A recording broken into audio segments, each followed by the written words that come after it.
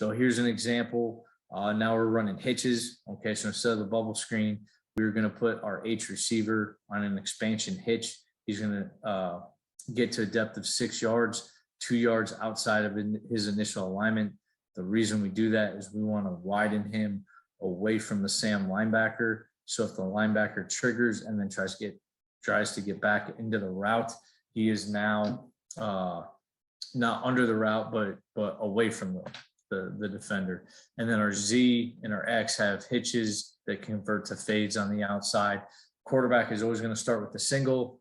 As he works the field, he reads it inside out if he has to, but he's still reading the Sam linebacker for his trigger read. Here's an example. We're in a tight end formation, so we're trying to pack the box. If they're going to play soft on the outside, once again, quarterback has permission to take both hitches, whichever one he thinks is easiest, his best matchup, easier throw. It's his choice. Does a great job here taking the hitch, good throw location. Receiver does a great job making a guy miss and getting a big play for us off of a hitch route. Same thing, we packed the box. We got 2 tight ends in. Okay, they got an 8-man box, great soft corners on the outside. Let's just drop, pop, ride the mesh. Okay, get those linebackers to suck down, throw the hitch one-on-one to our receiver, and then let him try to go make a guy miss and take some big yardage. This was a mid-zone week to the field. Same thing, we had the soft corner to the boundary. Quarterback liked the matchup. Okay, he was going to kind of read and just make sure that the corner bailed. As he did it, he took the easy 6-yard completion right here. This was off of power. Okay, so you've seen most of the inside zone. We just ran a outside zone week. Now we're going to run power to the tight end, one back power. We were going to play off this safety here. If he got low into the box, we were going to throw it. If he stayed high, we were going to hand it. As he created the 7-man box, soft corner, we were going to ride the mesh and then throw that hitch out there, let our receiver have a chance to make a big play afterwards. Same thing. Now we're going to run mid-zone strong to the tight end. Everybody to the boundaries is blocking, where to the field you have a one-on-one hitch or fade. Quarterback liked the matchup. Obviously with the press and with the linebacker coming off the edge, he couldn't take a deep throw, so he had to go back shoulder with it. Still ended up being almost a 20-plus yard gain. So just different ways that you can see us working the hitch route off of these run plays. And you've seen different concepts with the inside zone, the power, mid-zone weak, and mid-zone strong. Now we're into our true, okay, read the Sam linebacker. He's a little tight to the box, number 20 there. Okay, so as he's tight, quarterback's reading him. He knows he's going to throw. And here he goes, taking the hitch. You can see our receiver expanding, trying to back off the DB. Good throw location by the quarterback. Nice job by our slot, making a guy miss and picking up close to 20 yards for us on a first. Here we're going to run mid-zone to the boundary, read the Sam to the field. Same thing. If he triggers, we want to throw our with hitch here in all that space. Quarterback does a good job reading the Sam linebacker. He triggers, rides the mesh, delivers the ball as quick as he can. Nice puncture by our slot. Same thing, close to a 10-yard gain. These are easy completions. Okay, easy completions that are anywhere, typically 8 to 15 yards when you do complete them. Now, same thing, we're going to read this Sam linebacker. Okay, he triggers. Here's a throw. Quarterback didn't like it inside. He could have taken the inside throw. I wouldn't have been mad at him. He felt like that safety was triggering down, so he went outside. Still a 8-9 yard gain. Okay, now here's a good example though. Okay, quarterback has eliminated the single to the boundary. He is now reading the Sam to the field alley. Okay, field alley decides to work out to the hitch. That's a give read. Quarterback does a great job handing this off. Back does a great job hitting it on the backside shelf behind our tight end, because that defender is not fitting the run. He's worried about the pass.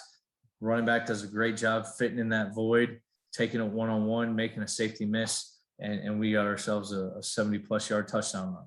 Okay, so that's the beauty of the RPO. You're typically reading one guy, and that one guy is in conflict.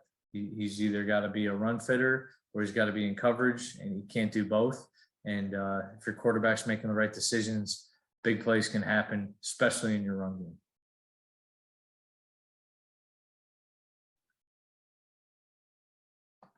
Same thing. Okay, they're covering out here on the slot.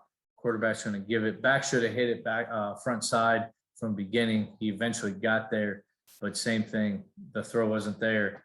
We were able to hand it off, and our back was able to take it to the house. He was a pretty special player. He's actually playing for the Denver Broncos right now. That running back.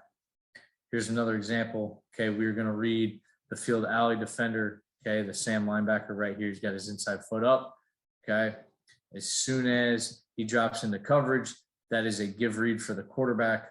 Quarterback gives it. Once again, back does a great job hitting the hole where the run conflict player should have been. There's no one there to tackle him, and now you're looking at a 60-yard touchdown. So they got sick of giving up some easy hitches and bubbles. Then we were able to hit some runs for major explosive plays. There's another example as well. Okay, reading the field linebacker, the Sam here in the alley. Okay, he's going to work out to cover. We hand it off. They're actually bringing a corner blitz who can't get there in time. Receiver does a nice job push cracking. And our running back, Sean Tyler, Chicago. He's actually from the south side of Chicago, Rich Central. Takes it the distance for a touchdown. Okay.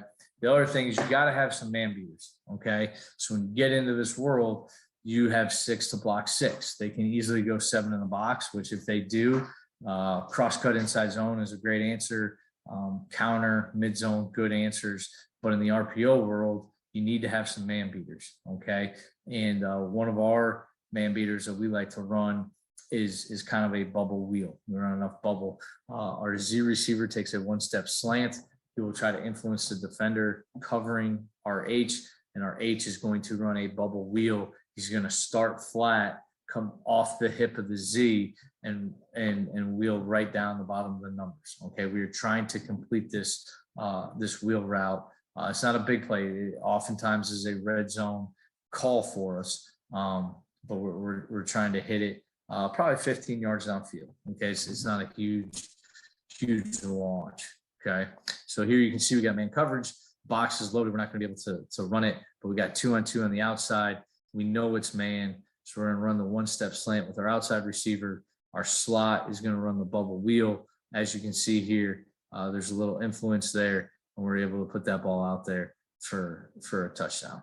Okay, and then here's another example, same play. Okay, they're both pressed. We really like this play.